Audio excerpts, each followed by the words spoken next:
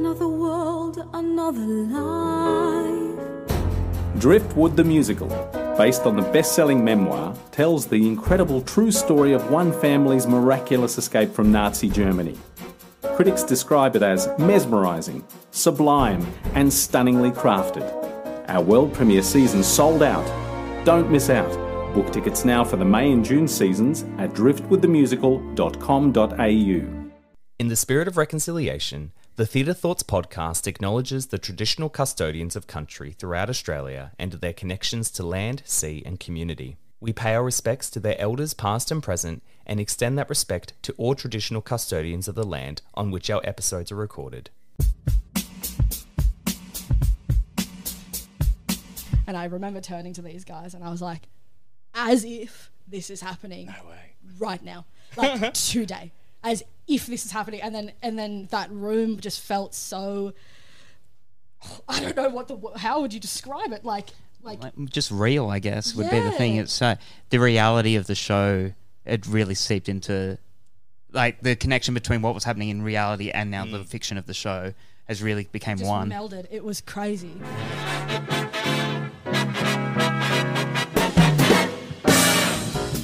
You're listening to the Theatre Thoughts podcast. My name's Justin and I'm so happy to have you here. If you're a returning listener, welcome back. If you're new to the podcast, welcome to our exclusive chats with some of the best artists that the theatre world has to offer. If you like this episode, why not give us a 5-star rating wherever you get your podcasts? Tell your friends at work around the water cooler. Sit down with your pet and listen to it religiously. Or just become a loyal little TT Pod fan. You can get full access to the podcast, a shout out on one of our episodes, as well as earlier access to our podcast episodes for as little as $5 a month. Or if you're a little bit stretched on cash, why not just support us for $3 a month? Be sure to follow us on our Instagram at ttpod_official, where you can see all of our content online. So get ready to switch on those thoughts as you enjoy a brand new episode of the Theatre Thoughts podcast.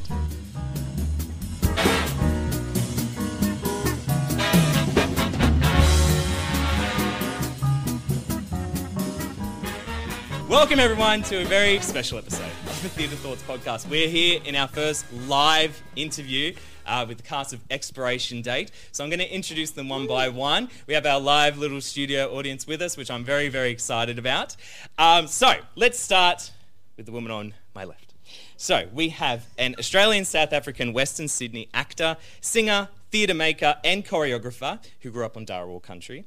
Her debut play, Expiration Date, premiered at the Adelaide Fringe in 2023. Other recent works include Camp, Where Shall We Meet and Tiny Universe, most recently directing work for Teen Angst, an original musical with Lucy Heffernan and Shopfront Arts Co-op 2022 Senior Ensemble. It is Lana Filies. Welcome! Welcome. Thank you. Next up, we have a performer and writer who started performing at the age of 6, performed in numerous shows across the Illawarra, including Short and Sweet Illawarra and Reuben Guthrie. Debuted his one-man show as part of a Shopfront Co-op Arts Lab in 2023, which I had the pleasure of seeing. And he's worked with Eden Gorge Theatre Company in their outdoor theatrical experiences. It's Flynn Maplebeck. Yay! Welcome. And then, swiftly on, we have a director, a writer and a performer, recently written and directed The Infinity Mirror for Shopfront's Arts Lab and Fledgling as part of Maragon X. Facilitated workshops for young people, with Shopfront has a passion for providing young people with the tools to use their own voices. You were our first Artist of the Month at Theatre Thoughts. It's Lily Hayman! And last but not least, we have a production manager and theatre maker who has been the operations manager at Shopfront's Art Co-op since 2020.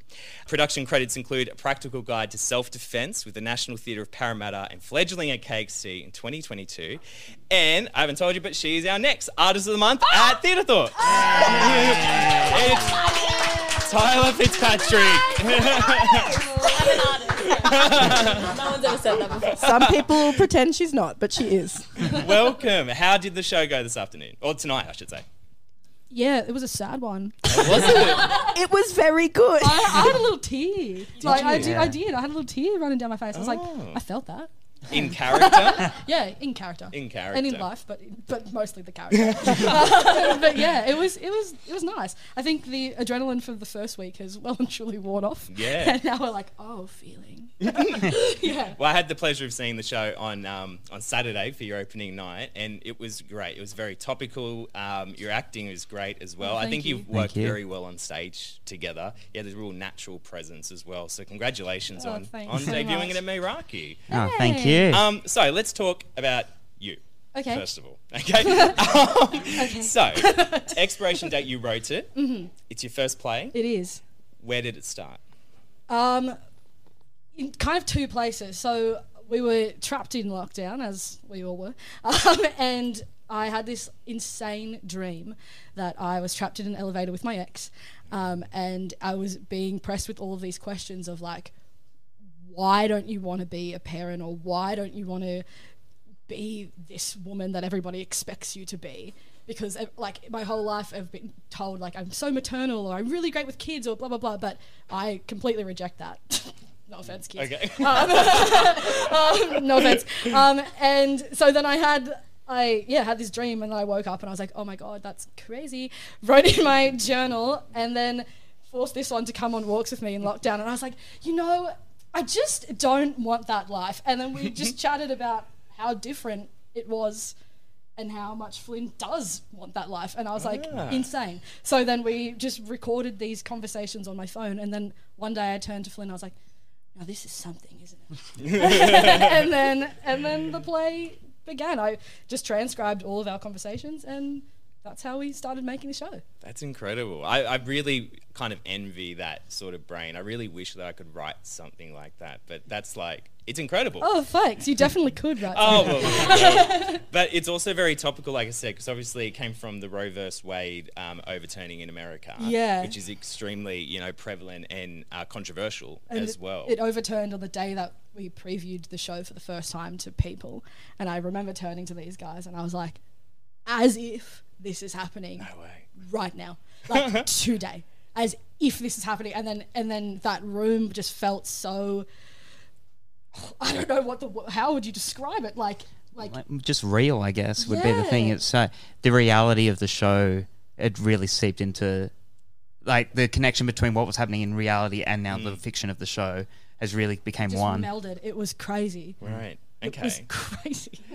And speaking of, and you two, Purple Tape Productions. So am I correct? It is just you two who are the It's just us. We do everything. Oops.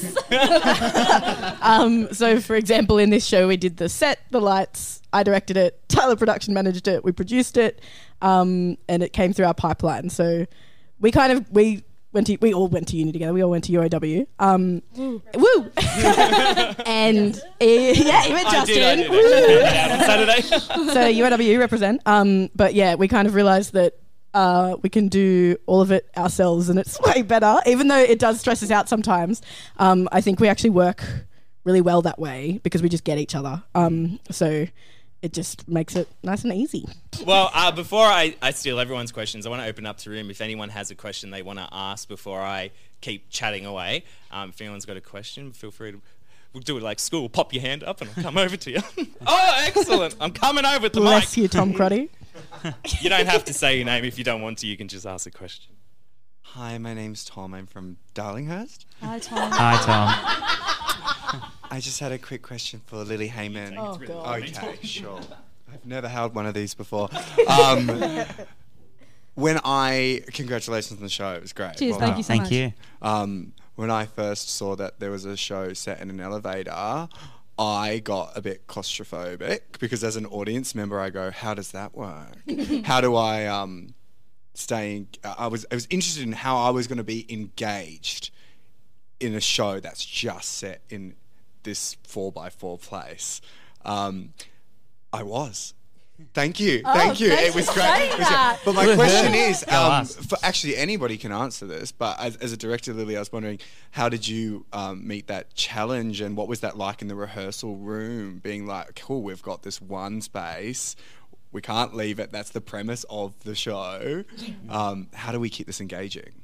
Yes. I actually have to credit these two a lot because I actually came on quite late in the show. So they already had kind of the bare bones of what you saw tonight ready to go when they asked me to direct it. So as we said, we did a kind of a development showing in May of last year, which is when Roe v. Wade was overturned. And I was just the producer that provided the space for the development to happen, and kind of came in at the end and got to see it. And Lana kind of asked me at the end of that if I would like to direct it moving forward, and I said yes. And they'd done a lot of that energetic work themselves, and I think that's because this play comes from them, so a lot of the energy of the work is theirs. So I didn't have to do heaps of work about like getting that right. But then when I came in, I think it was just about being that person outside of the elevator who could help make the picture work.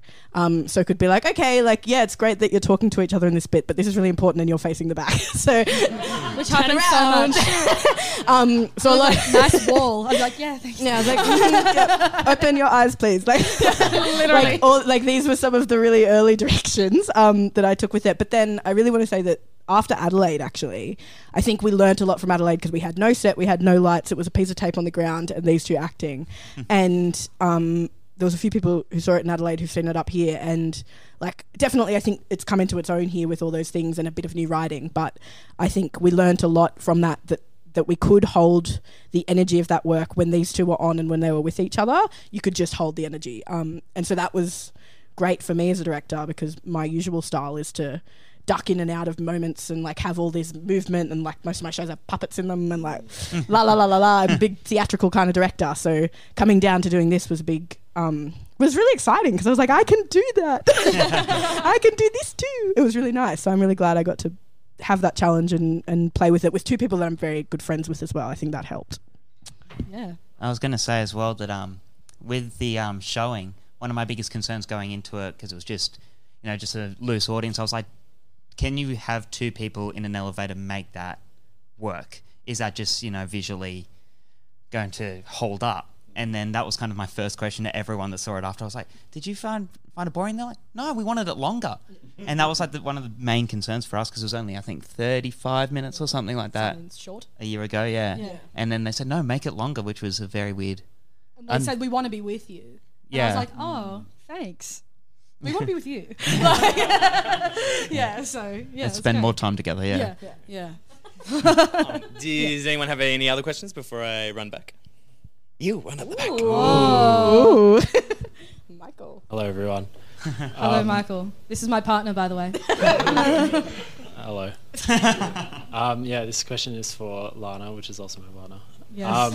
You said in the lovely intro to your bio as well that the conception of this idea came about in lockdown. Yeah. And I wonder if you, with the realization of you being in an elevator stuck, also kind of connects with you being in isolation, and if you weren't in a lockdown, how would you conceptualize this show as a piece whereas you wouldn't be stuck in a lockdown? It's a great question, Dol. It's better than what's your favourite colour question. Yeah, well, that was coming up. I really did think you were going to ask me what my favourite colour was. But no, that's a really good question. I think... Well, I don't know. Like, it was the pressure of lockdown, I think, and I felt so. We also downsized a house. So the first lockdown, we lived in a massive house, and the second one, we moved it to an apartment, just the four of us, and it felt like I was too big for the house almost. Like, I felt like anything I could do was. I was going to explode or exude out of this house, because I just had so much pent up energy that I think that all came into my subconscious, and then even in my dreams I was trapped. And so it became like a whirlpool of terror, really. Like it was, and I didn't think I could see the end of it. So I don't know how I would have conceptualized it. I actually don't know if it would have happened if we weren't in lockdown. I probably would have gone on to make like fairy movement dancing pieces in like, because that's what I do. That's my type of theatre. Like, and so this is so different, but like it was the one thing that I was so grateful for because of lockdown. Yeah. Good question. A follow up to that. How did that translate on stage for you? Like, does it have like an actual part in the stage you can pinpoint and go, that's where that came from? Yeah, there's moments, there's conversations that I've had to put barriers on because I'm like, this is very real. These are really real conversations. So it's about protecting myself in those moments because it's quite terrifying sometimes how you could just think back to having these conversations with partners, and I'm sure we all have. So well, I mean, I think we had a discussion on Saturday that Yeah. I feel it's exactly the same. I was like, I don't really want kids, you know, and I don't feel like that's in my life personally, like right now anyway. Yeah. But I think you made the comment that it's not very often that guys say that. Completely. But then I think I also said that guys will never understand ever the choices that, you know, females have to make. Yeah. As much as we want to sympathise and be an ally and so on, we just never will. Yeah, that's completely right. Yeah. True. Thank you. Thank you. Well, I wanted to ask, Flynn, when Lana gave you the call and you said, I have this idea for a play. Yeah. Do you want to be in it? What was the first sort of process like? Because you were based on your one-man show in lockdown by yourself. Yeah, so so my solo show was basically based around me being in lockdown completely alone and then only having really like calls and very rarely going outside. And when Lana told me about the show, it was such an interesting idea of like two people trapped in an elevator and how that would kind of materialize would just be an interesting kind of two-hander. But also I thought what would be really interesting was the relationship of having an ex is always, because you've got this love for this person that you've used to have or continue to have, but you don't want to show it. And then also the longer times you spend with your ex, the more problems that either arise, but also the nice memories also come flushing back.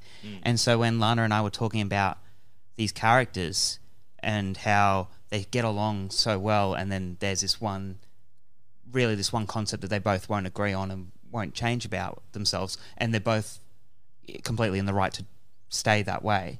I think that was what really drew me in. It was two people that would work but don't work, and the grey area in between that. Yeah, I think it's really interesting. Well, I guess I'm bouncing around. Tyler, over to you with that. How did it come to your mind with the production elements of staging this? Yes. Well, like Lily said, every time before this, it's just been a piece of tape on the floor. And something that I was like, and something that these two were like, can we please have a back wall? Can we please have a back wall? I was like, no, just have a curtain. Jeez. And then in Adelaide, we tried to do like the button. So we had like a really awful, like, piece of foam with the buttons, the same buttons on it. And like it was jutting out of the wall and it was like falling down. It was awful. Wouldn't make for the best realism, would it? Literally. Yeah, it was like you kind of... It was at one point when Lana, like, the part where Lana, like, presses the buttons really fast, it kind of came off the wall and Lily and I were like, oh, God. Push it back on. Yeah, so we, like, kind of had elements of that in Adelaide, and we tested maybe having some like reflective material for the back, and we were like, oh God, that's awful. And then it was really organic and really last minute to do this, whatever is in there. Like 7 days before, it was literally just pieces of junk, like in the room. Nothing that's in there right now. It was just like these pieces of recycled things that we'd collected at Shopfront, because that's where we're always at. Thank you, Clearly Shopfront. through all of our bios, that's where the only place we go is Shopfront, which is so true. There were just like pieces of things, and Lily and I were like, this is not it. And so we were like, well, we'll just have to like fork out some money for some stainless steel. And that flat that is in there has been in the last like 5 Meraki main stage shows. So it's kind of just like been here and never left, because surely no one wants to carry that down the stairs. I was sitting there going, it must be in their contract that every show has to have that. But no, that's answered it No, for me. it's literally just everyone being like, hey, can I use that flat that you used? Who do I ask? And they're like, oh, it's kind of like it just kind of happens. So that's really nice. For the first like Meraki main stage, it's a really nice thing. And then we just begged, borrowed and stealed for the rest. Stealed? Great English. Stole it. Yeah, borrowed. Anyway, can't speak. Yeah, we just kind of like whacked it all together, and then we were like, oh, this. Oh, and some of it's your friend Courtney's, who moved to England. She was like, do you want this stuff that I have? And we're like, yeah, that looks silver and elevatory. So we've been like collecting pieces for like the last maybe 9 months, and then we kind of just drilled it all into the flat, and it kind of worked really well. It's the magic of theatre. Yeah.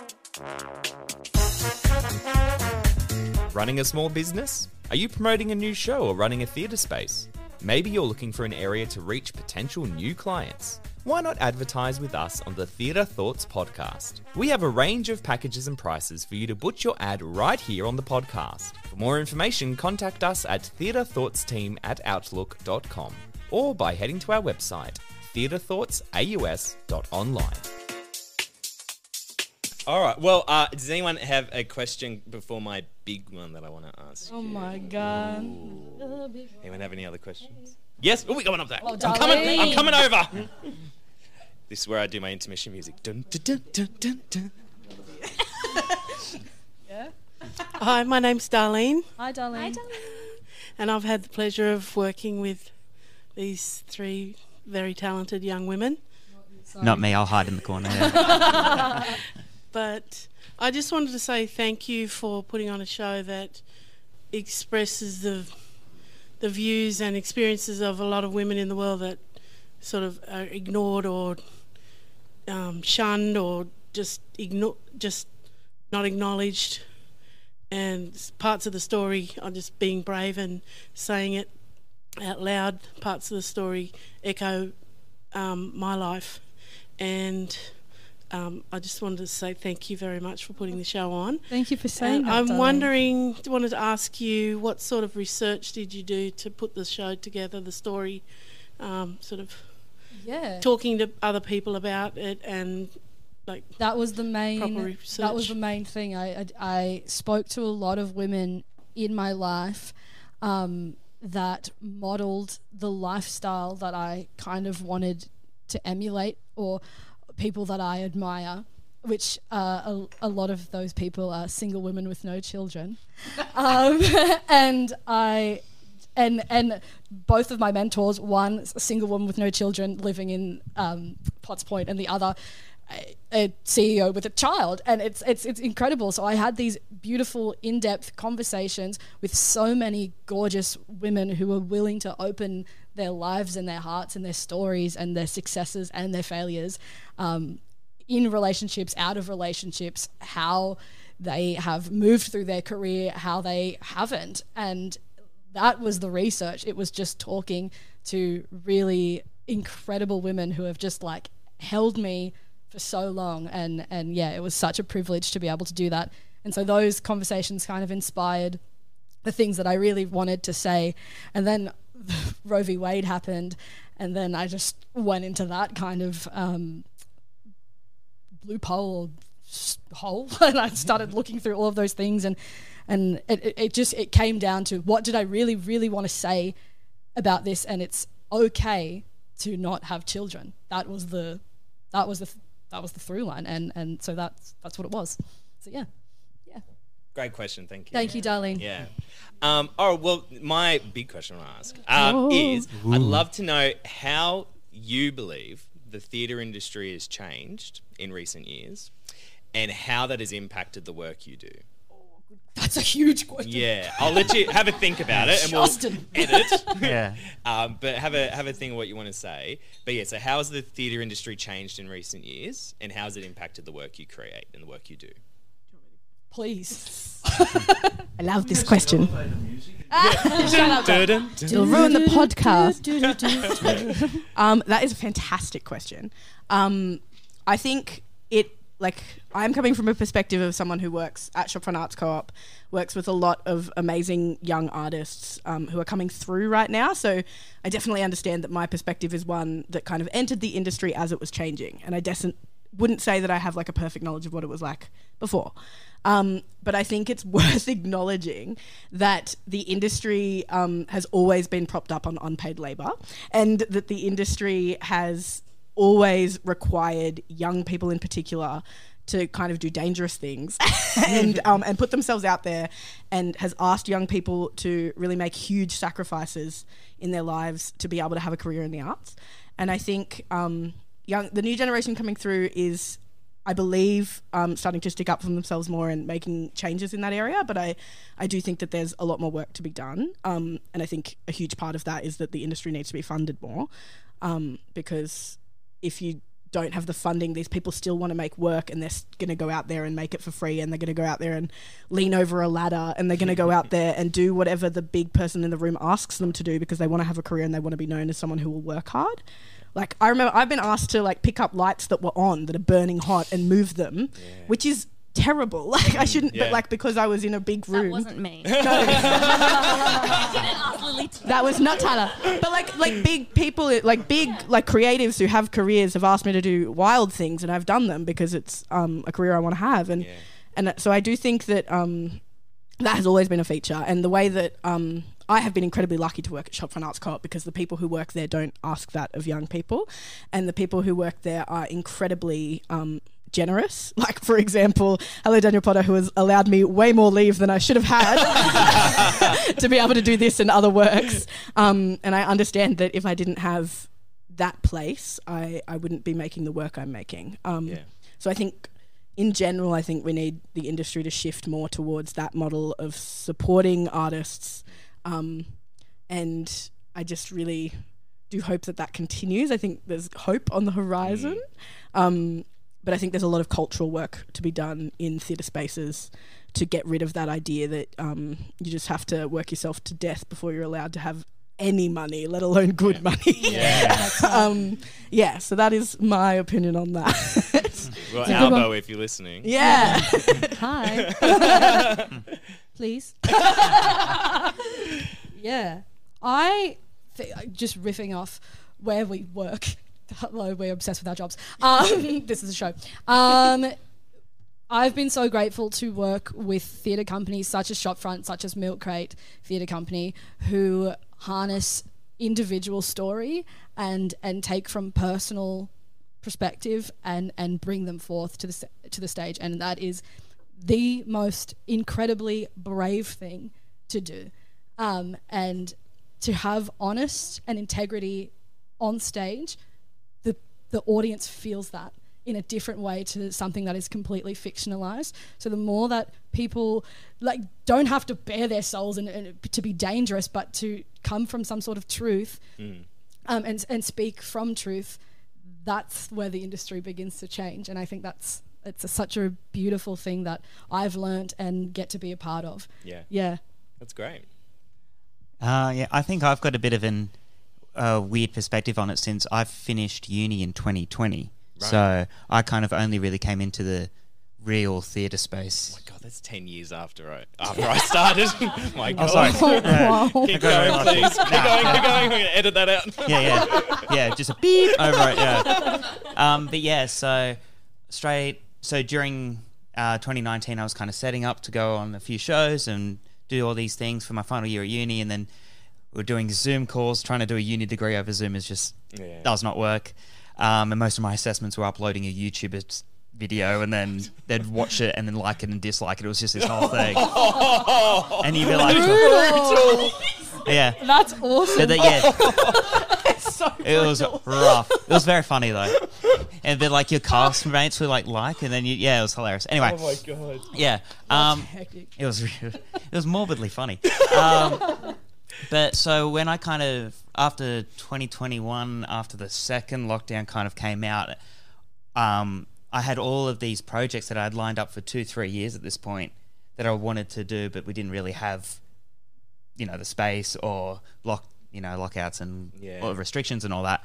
And so what I really grasped just from the people that had been in the industry longer, and either the directors and stuff, was that they were just so hungry to put something out. So they had so much energy built up that they just wanted to put theatre out there, and then even if they could only have 5 people in the audience because of restrictions, or they would take it anywhere where they would less in a different area, in a different what was it called? Not IGA. The LGA. That's why. Just outside the IGA. Yeah. You're joking. Yeah, I knew it was not IGA. That's why I said it. No, I knew I was close enough. The closest Coles. Yeah. But yeah, it was just like really Romeo and Juliet, but Coles and Woolies instead. Coles and Woolies, Oh my you can only God. go to one or the other. You're not allowed to cross. Yeah. But yeah, it was just really, in a weird way, it was quite inspiring to watch all these people that had 2 years of just block, 2 years of wanting to get all this stuff done, and this show is very much similar to that, where, like we said, like 2020 is when I got the call from Lana, and 2021. Yeah. Oh yeah, it's only 2 years, but like it's been so long coming, and we've just had so much energy to do it, and it's been very, inspiring. I think is the word, to watch all these creatives just release all this built-up energy that they've just want to make it. So I can't really speak for what was beforehand, because I was high school and then uni and then just didn't really do much. But and I think, like, from the guests I've spoken to, I've hoped that we go through, like I've said, a renaissance of art, because, you know, if history taught us anything, plague Renaissance. So hopefully we're going through that, and I feel like we are, because there is this backlog of art that everyone's just dying to get on. You know. Tyler, did you want to add anything before I ask you our 1 minute theatre thoughts? I guess my perspective is from a production perspective. So obviously if you haven't heard, there's a crew shortage, a major one. So that's sort of still a repercussion of COVID. But I think that aside, a lot of people are feeling like the pressure to be creating amazing art, because we've had all of this time to like sit and think. So the pressure is also not helping that situation. But the flip side, because let's not end on a downer, is that we're getting amazing mentorships and programs, and also just like organic sort of relationships that are happening, where young people or emerging technicians, designers are starting to sort of pop up and feel a little bit more ownership over asking to be involved. Hi, Georgia. Hi, Georgia. So Georgia is our fabulous stage manager and operator, and I taught Georgia at Shopfront when she was 14, and now she is 18. Wow. Lol. But like, that's also not just like that sort of a very like high school to young adult situation, but I also have like an amazing mentor in Potter, like in production, and sort of like stepping now into like the main stage scene, while also taking way too much time off for purple's sake, but also having those sort of mentorships and collaborations where you don't just rely on one person to run an entire production team at a theatre company. So that's the really nice thing, I think, that's come from COVID, that people are asking for help more and asking for mentorship. Excellent. Those are great answers. Thank you so much. Well, the way we always end our podcast episodes is I do what's called 1 minute theatre thoughts. Now, I've never done it with 4 people before, so this is going to be a bit of a change. You ready? Yeah. Here we go. So ready.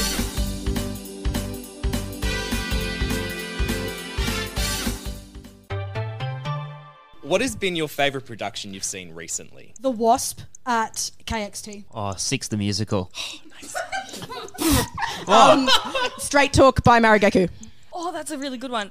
Sex Magic at Griffin. Oh, true. Nice. What's your go-to karaoke song? That don't impress me much. Shania Twain. That song that goes, don't want to close my eyes. Don't want to miss a Don't want to miss a thing. There you go. Three. Don't Stop Me Now by Queen. Sorry, Dad, he hates Queen. Oops, I Did It Again, Britney Spears. Who inspired you as a young theatre maker? Natalie Rose and Jane Fagan. Ooh. I had a guy in high school, Mitchell Chury. My cousin, Matt Prest. I was going to say Nat or Matt, so there we go.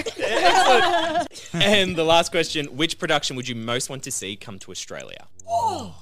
You can tell we're theatre people. That's the reaction. I don't know. The current Complicity show. I cannot remember. It's a really long title, but that current Complicity show that's on right now, I want to see it really bad. Okay. I don't know what it's called though. Maybe Fleabag with Phoebe Waller-Bridge actually being Fleabag. Yes. Like, she could come here and then we could be friends. Thank you. Hi, Phoebe. I don't want to say The Lion King the musical. So many times.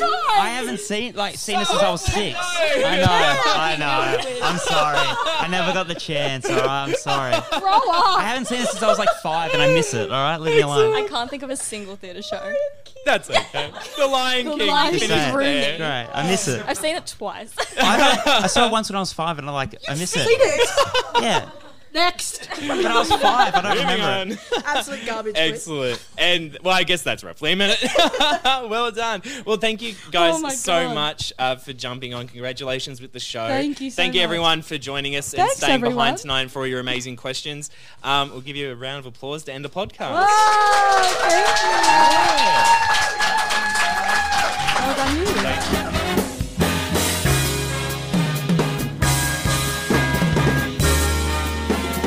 Thank you to Lana, Flynn, Lily and Tyler for joining me on the podcast. A massive thank you to Margaret, Luke and the team at Meraki Arts Bar for helping to organise the Q&A and this episode. You can find out more about Purple Tape Productions and their next event, Tapeover, by heading to purpletapeproductions.com. This episode was produced by Echidna Audio. Follow them on Instagram at Echidna Audio for all their audio services. Once again, if you enjoyed our podcast, leave us a review wherever you get your podcasts and head to the link in this episode's description for our Instagram account, TikTok, YouTube and Patreon. My name's Justin Clark and I'll see you next time here on the Theatre Thoughts Podcast.